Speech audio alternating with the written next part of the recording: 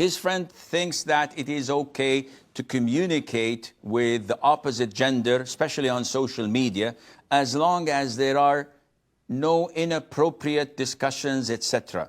This is known as free mixing.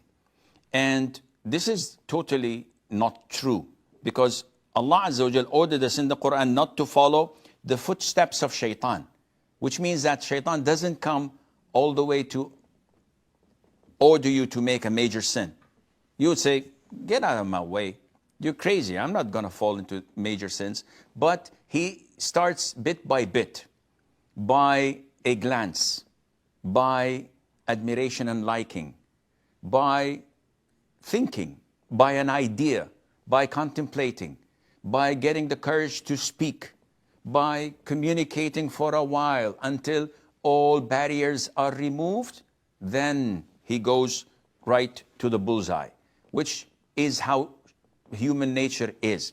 So the issue is not talking to the opposite gender or not. The issue is, do you want to follow Sharia or do you want to follow your whims and desires?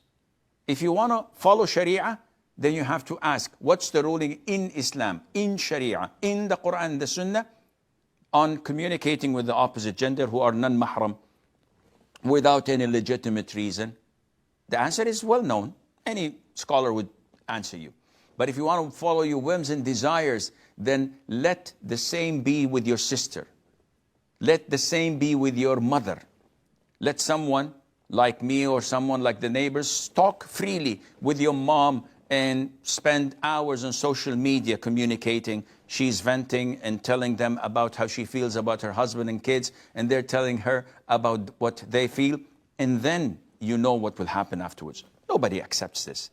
But when you follow your whims and desires, you're blinded. You cannot